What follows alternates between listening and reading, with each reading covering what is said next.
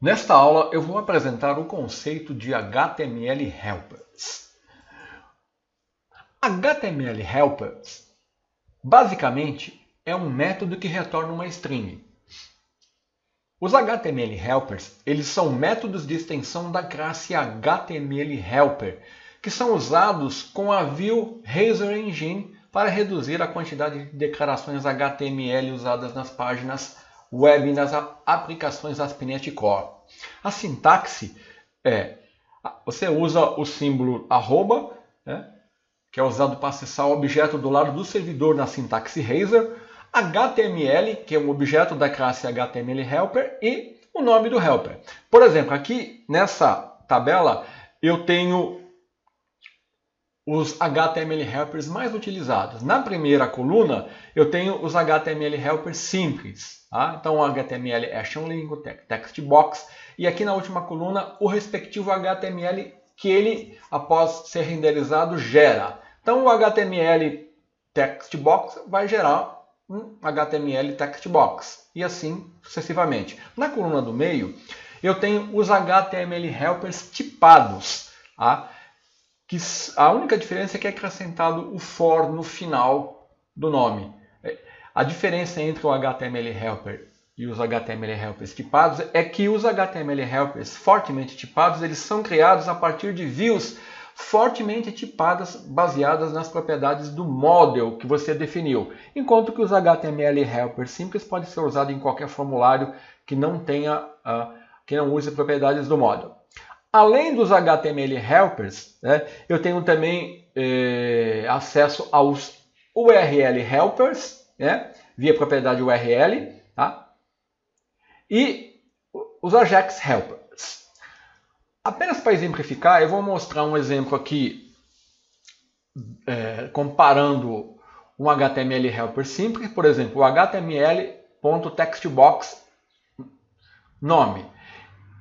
Esse HTML Helper ele vai ser renderizado e gerar esse HTML, um input type text, né, onde o nome aqui vai ser o nome da propriedade. Já um HTML Helper tipado, por exemplo, o HTML textbox for, tá, ele vai gerar um input type text, né, tipado, onde vai exibir a propriedade do model. Agora eu vou citar. Isso aqui é usado em textbox simples, aqui é usado nas views tipadas. O HTML Helper fortemente tipado. Agora eu vou mostrar dois HTML Helpers muito importantes. O HTML Action Link, que vai criar um link para uma action, ele vai ser renderizado como um href, e a sintaxe é @HTML Action Link. Primeiro você coloca o texto do link, que vai aparecer para o usuário, o nome da action e o nome do controlador. Tá? Por exemplo, HTML Action Link, retornar index home, vai acionar a action index do controlador home, né? Quando o usuário clicar no texto retornar. Ele vai ser renderizado dessa maneira aqui. Então esse aqui é muito usado. O outro que é muito usado e é muito importante é o HTML Begin Form, que vai gerar o HTML para o elemento form, né?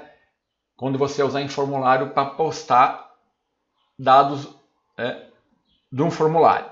Quando você não passa nenhum argumento no form, ele é postado para o mesmo método do controlador que invocou. Tá?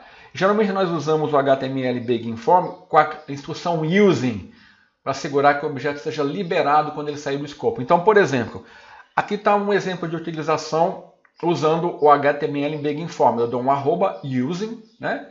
HTML Begin Form. Então aqui eu inicio, seria a tag de início do formulário. E aqui quando eu fecho o colchetes, seria a tag de encerramento do formulário.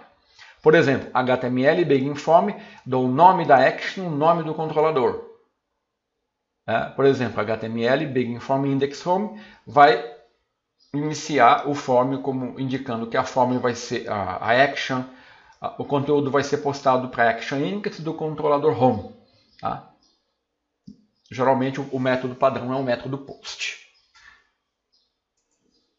Então esses são os conceitos principais, você não deve se preocupar em tentar memorizar os HTML helpers, né?